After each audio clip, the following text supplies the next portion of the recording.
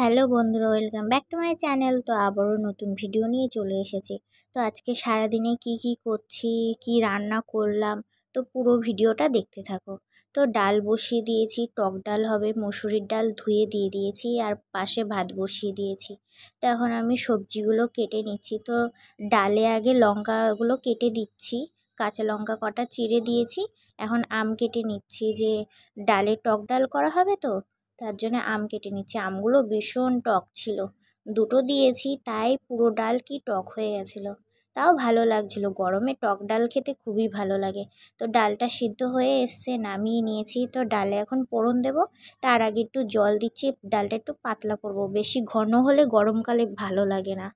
সর্ষে ফোড়ন দিয়েছি, এখন আমগুলো একটু ভেজে নেব, সামান্য একটু লবণ দেব আর হলুদ দেব। যেহেতু ডালে লবণ হলুদ দুটোই দেওয়া আছে, এতে লবণ আর হলুদটা বেশি হয়ে গেলে আবার গন্ধ করবে। আর এখন আমটা দেখছি নরম হয়ে গেছে, এখন ডালটা দিয়ে দেব। তো ডালটা একটু পাতলা পাতলা হলে গরমকালে টক ডাল দিয়ে ভাত খেতে সেই লাগে। তার সাথে একটু কিছু ভাজা হবে। ডালটা হয়ে গেছে, লবণ দেখে নামিয়ে নিলাম। তা এখন আমি পাতুরির জন্য মাছের মাথা ভাজতে দিয়েছি, মাছগুলো পরে ভাজবো। তো এখন মাথাটা ভেজে নিয়ে একটু কড়া কড়া করে ভাজবো, নরম হয়ে গেলে, নরম নরম ভাজা হলে একটু খেতে কেমন বেশ লাগে, একটু কড়া কড়া হবে, একবারে বেশি কড়া না। তো মাছ ভাজা দেখো হয়ে গেছে, এখন নিয়ে নিলাম মাছ ভাজা। পাতুরি করার জন্য বেশি কিছু দিলাম না, জিরে ফোড়ন দিলাম আর সামান্য একটু পেঁয়াজ দিলাম। পেঁয়াজগুলো একটু মোটা মোটা করে কেটে নিয়েছি, বেশি সরু করে কাটিনি। তাই পেঁয়াজগুলো ভাজা ভাজা হয়ে গেলে তারপরে আলুগুলো দিয়ে দেবো। তো পেঁয়াজগুলো ভাজা ভাজা হয়ে গেছে, এখন আলু আর কাঁচা লঙ্কা একসাথে দুটোই দিয়ে দিয়েছি। এগুলো একটু ভালো করে ভাজা ভাজা করে নিতে হবে। বেশি জল দেবো না, সামান্য একটু জল দেবো, নাহলে মশলাগুলো কষবে না। তো বেশিও মশলা দেবো না, হালকা পাতলার উপর করব। একটু ভাজা ভাজা হয়ে গেছে, তো লবণ দিয়ে দিলাম, লবণ দিয়ে কিছুক্ষণ নেড়ে চেড়ে ঢাকা দিয়ে রেখে একটু নরম হয়ে যাবে, তারপরে টমেটোটা দিয়ে দেবো। তো টমেটো দেওয়া হয়ে গেছে, দেখতেই পাচ্ছ একটাই টমেটো দিয়েছি। একটু ধনেপাতা হলে খুবই ভালো হয়, ধনেপাতাটা বেশ ছিল না। তো এখন হলুদ দিয়ে দিলাম, তারপরে ভালো করে কষিয়ে নিয়ে তারপরে মাছের মাথাগুলো দেবো। তো ভালো করে কষানো হয়ে গেছে, আর কষানো হয়ে গেলে তরকারির থেকে না তেলটা ছাড়বে, তখনই ভাববা যে তরকারি ভালোভাবে কষে গেছে। তরকারি হোক বা পাতুরি বা যাই কিছু হোক না কেন, ভালো করে কষে গেলে দেখবা তেল ছাড়বে, তখনই খুবই টেস্টি হয় খেতে। তো এখন মাছের মাথাটা দিয়ে দিলাম, তো দিয়ে একটু নেড়ে চেড়ে কিছুক্ষণের জন্য রেখে ঢাকা দিয়ে রাখবো, তারপরে নিয়ে নেব। তো লাস্টে একটু ধনেপাতা হলে ভালো হয়, প্রথমে বলেছি ধনেপাতা ছিল না। তো এখন তরকারিটা নিয়ে নিয়েছি পাতুরি, তো খুব ভালো গন্ধ ছেড়েছে। তো এখন মাছ ভাজাটা বসিয়ে দিলাম। তো মাছগুলো বেশি কড়া করে ভাজবো না, হালকা মিডিয়াম করে ভাজবো। তো আজকে আমার ভাই আর বোন আসবে, তো ওদের জন্য রান্না বান্না সব কিছু, আরও অনেক কিছু রান্না করা হবে। তো পুরো ব্লগটা দেখতে থাকো। আর হ্যাঁ, আমার ভিডিওটা যদি তোমাদের খুব ভালো লাগে তাহলে লাইক কমেন্ট শেয়ার আর মনে করে সাবস্ক্রাইবটা করে দিতে ভুলে যেও না কিন্তু। তোমাদের একটা লাইক আর একটা কমেন্ট আমাদের জন্য অনেক কিছু। যদি এরকম লাইক কমেন্ট আসে, আমাদেরও নতুন নতুন ভিডিও করতে খুবই ভালো লাগে। কথা বলতে বলতে দেখো মাছ ভাজাটাও হয়ে যাচ্ছে। তো কী মাছ ভাজা করছি সেটা তোমাদের বলতেই ভুলে গেছি। তো সিলভার কাপ মাছ নিয়েছিল মা। তো এখন তরকারিটা বসিয়ে দিচ্ছি, জিরে ফোড়ন দেওয়া হলো, এখন আলুগুলো দিচ্ছি। তো এর মধ্যে আবার ডাঁটা দেওয়া হবে, তো ভালো করে একটুখানি কষিয়ে নেব। আলুটা একটু যে ভাজা ভাজা হয়ে আসবে, তারপরে ডাঁটা দেবো। আগে থেকে ডাঁটা দিলে ডাঁটাগুলো গলে যাবে, তখন আবার ভাল লাগবে না, একটু কেমন একটা লাগবে, ঘেটে যাবে সব কিছু।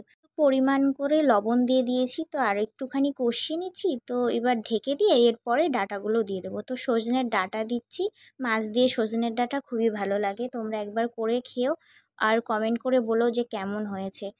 তা এখন ঢেকে দিলাম, ঢেকে দিয়ে ভালো করে কিছুক্ষণ কষানোর পর তারপরে আদা জিরে লঙ্কা বাটা এগুলো দিলাম।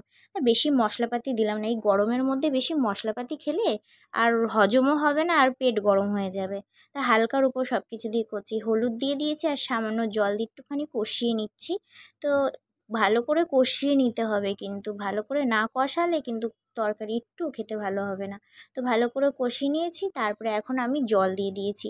তো জল দিয়ে একটু কিছুক্ষণ ঢেকে রাখবো, তারপরে জলটা যে ফুটে যাবে তারপরে মাছটা দিয়ে দেবো। তরকারিতে জলটা যে দেবে পরিমাণ মতো করে দেবে, কেউ পাতলা খায় কেউ আবার ঘন খায়। তো আমি হালকা পাতলার উপর করছি, বেশি গাঢ় করছি না, আবার বেশিও গাঢ় হচ্ছে না, বেশিও পাতলা হচ্ছে না, মিডিয়াম। মাছ ভাজাগুলো দিয়ে দিচ্ছি, সব মাছ ভাজাই দিয়ে দেবো। দিয়ে হালকা একটু নেড়ে চেড়ে তারপরে ভাজা মশলা দিয়ে দেবো, একটু ওই জিরে, গরম মশলা, তারপরে ধনে, অনেক কিছু ভাজা মশলা রয়েছে। পাতুরিতেও দিয়েছি কিন্তু বলতে ভুলে গেছি। তো এখন আমের চাটনির জন্য সর্ষে দিয়েছি, শুকনো লঙ্কা দুটো দিয়েছি, তেজপাতা, আর এখন আমগুলো দিয়ে ভালো করে একটু নেড়ে চেড়ে নেব। জল দেবো না, হালকা লাস্টে একটু জল দিয়ে দেবো। তো ভালো করে নেড়ে চেড়ে একটু লবণ দিয়ে দেবো, আর হলুদ দেবো না। তো এখন এই গুড় দিয়ে করছি, আর সামান্য কিছু চিনি দেবো, কারণ আমগুলো ভীষণ টক, আর অল্প কটা গুড় ছিল, তো মা বলছে গুড়গুলো দিয়ে কর, ভালোই লাগবে, ঘরেই তো খাবো। তো এখন গুড়গুলো দিয়ে করলাম। দেখতেই পাচ্ছ গুড়ের যে জলটা ছেড়েছে, এর মধ্যে আমি জল দিইনি, পরে দিয়েছি কিছু জল, নাহলে একদম ভীষণ গাঢ় গাঢ় আঠা আঠা হয়ে গেছিলো। তো চাটনিটা হয়ে গেছে, এখন পাঁপড়টা ভেজে নিচ্ছি, তারপরে সবাই মিলে একসাথে খেতে বসবো। তো পাঁপড়গুলো খুব সুন্দর টেস্টি ছিল।